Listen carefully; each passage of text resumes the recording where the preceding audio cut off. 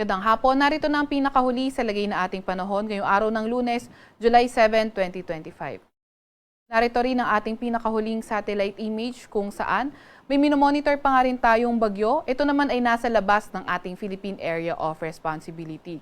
Ito ay nung pumasok sa ating PAR, pinangalanan nating Bising at may international name siya na Danas. Ito ang bagyong ito ay kanina alas 3 ng hapon ay nasa may layong 705 kilometers hilaga ng Itbayat, Batanes.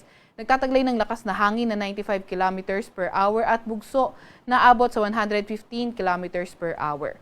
Kumikilos sa direksyong north-northeast sa bilis na 20 kilometers per hour. Wala namang direktang epekto ang bagyong ito sa kahit na anong parte ng ating bansa.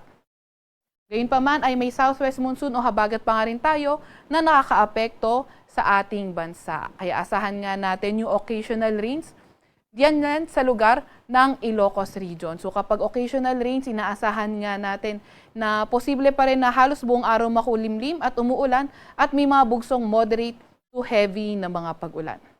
Asahan naman natin na sa lugar ng Metro Manila, Cordillera Administrative Region, Cagayan Valley, Central Luzon, Calabarzon, sa may Mimaropa, Western Visayas, Zamboanga Peninsula, pati na rin sa BARM, ang southwest monsoon ay magdadala ng maulap na papawirin at mga kalat-kalat na pag-ulan, pagkidlat at pagkulog. Sa nalalabing bahagi naman ng ating bansa, mas magandang panahon, may tsansa pa nga rin ng mga localized thunderstorms. May kita nga rin natin sa ating latest satellite image yung kumpol ng mga kaulapan sa labas ng PAR East ng ating bansa. Patuloy nga nating minomonitor itong kumpol ng kaulapan na ito, kaya lagi pa rin dapat tayong maki-update sa mga ilalabas na advisory ng Pag-asa.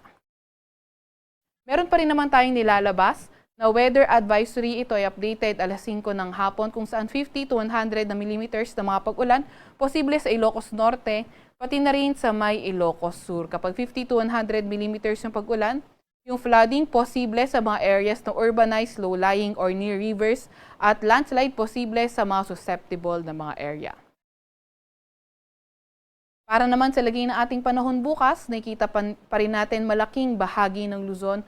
Posible pa rin maging maulan dahil sa habagat. Particular na nga yan sa Ilocos Region, sa may Cagayan Valley, Cordillera Administrative Region, Central Luzon, Calabarzon, pati na rin sa Mimaropa, kabilang na ang Metro Manila.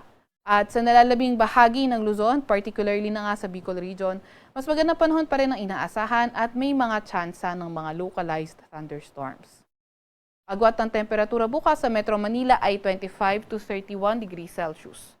17 to 21 degrees Celsius sa may Baguio, 24 to 29 degrees Celsius sa may Lawag, 24 to 31 degrees Celsius sa may Tugigaraw, 26 to 32 degrees Celsius sa may Legazpi, 23 to 30 degrees Celsius sa may Tagaytay. Agwat naman na temperatura bukas sa Puerto Princesa at Calayan Islands ay 25 to 32 degrees Celsius.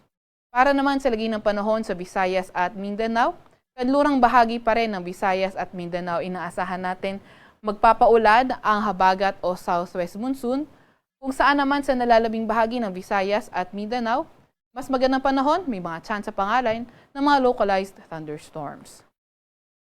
Agwat ng temperatura sa Cebu at Tacloban ay 26 to 32 degrees Celsius.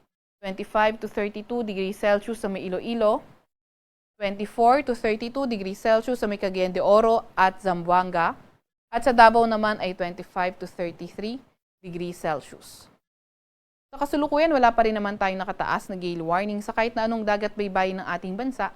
Pero pinag-iingat pa nga rin natin yung mga papalaot sa hilagang bahagi ng Luzon at kanlurang bahagi ng Northern Luzon, pati na rin ng Central Luzon dahil posibleng maging katamtaman hanggang sa maalon ang karagatan. Para sa 3-day weather outlook ng mga pangunahing syudad, simulan natin sa Luzon. Sa Metro Manila until Friday, posible pa nga rin na patuloy ang pagpapaulan ng habagat.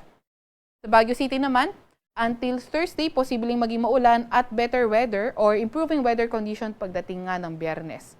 Sa Legazpi City, patuloy pa rin yung bahagyang maulap hanggang sa maulap na papawirin at may mga tsansa ng mga localized thunderstorms. Agwat ang temperatura sa Metro Manila Wednesday until Friday ay 25 to 31 degrees Celsius.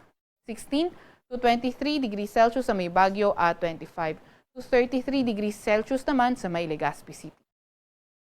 Para naman sa mga pangunahing syudad sa Visayas, nakikita nga natin na sa kanlurang bahagi ng Visayas yung pag-improve ng panahon. Kaya nakikita natin Metro Cebu, Iloilo City at Tacloban City, Wednesday until Friday, partly cloudy to cloudy skies sa mga lugar na iyan at may mga chance pa rin ng mga localized thunderstorms. Yung mga kasamahan natin sa Regional Services Division patuloy na maglalabas ng mga thunderstorm advisory, rainfall advisory o hindi kaya heavy rainfall warning kung kinakailangan. Sa Metro Cebu, ang agwat ng temperatura ay 25 to 33 degrees Celsius. 25 to 32 degrees Celsius sa may Iloilo City at 26 to 32 degrees Celsius naman sa may Tacloban City. Para sa mga pangunahing syudad sa Mindanao area, sa Metro Davao, Cagayan de Oro at Zamboanga City at malaking bahagi ng Mindanao, wala naman tayong nakikitang weather system sa ngayon na magdadala ng pangmalawakan o pangmatagalan ng mga pag-ulan, kaya mga chance lamang ng mga thunderstorm ang ating inaasahan. Sa Metro Davao, ang pinakamataas sa temperatura ay posibleng umabot ng 33 degrees Celsius. 25 to 32 degrees Celsius sa may Cagayan de Oro City at 25 to 34 degrees Celsius naman sa may Zamboanga City. Sa Kalakhang, Maynila, ang araw ay lulubog ng 6:30 ng gabi at sisikat bukas ng 5:33 ng umaga.